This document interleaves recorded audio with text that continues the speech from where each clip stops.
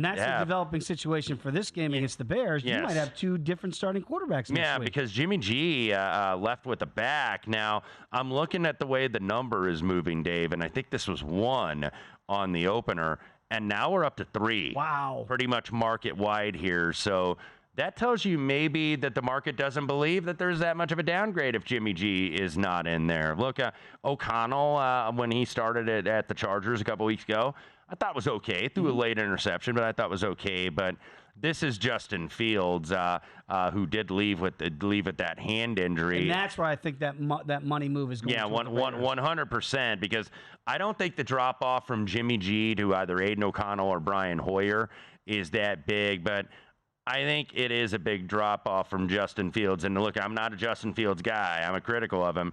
It is a drop-off from him to Tyson Bagent out of Shepherd College in West Virginia. Yes. Never heard of it. Yes. Shepherd College. Nor have I. And Tyler Bagent. And he almost got a backdoor cover today against the Vikings. Actually, they almost pulled that out, but did have a turnover late.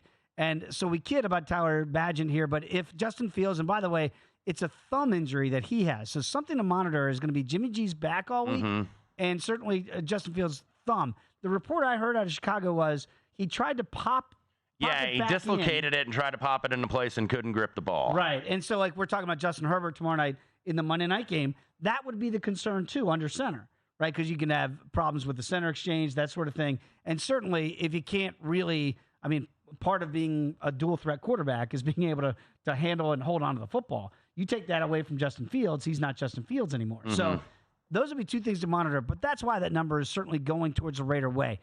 You know, Jimmy G, we don't play doctors here, Wes and I certainly, but when you see the guy going to the hospital, that's when you go, man, can he really play a football game on the road and travel on a plane in 6 days? Yeah, and that's going to be interesting to follow, but market clearly values the Raiders' backups more than they value the Chicago Bears backups, as we're seeing.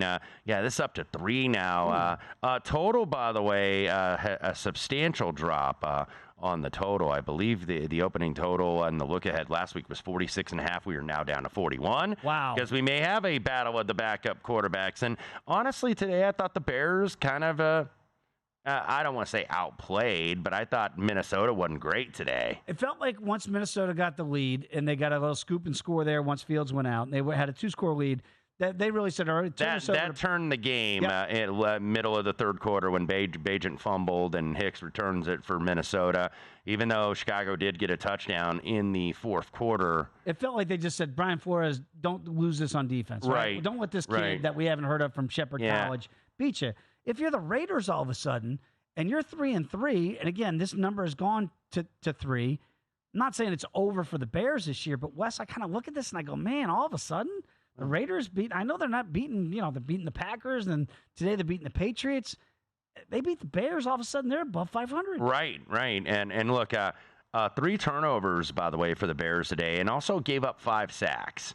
Offensive lines battling some injuries, and look, the Raider pass rush, especially Max Crosby, who's a one-man wrecking crew, got home. But, I'm not really wont to lay the Raiders on the road, and I did fade the Bears today. So, as of now, nothing for me on this game.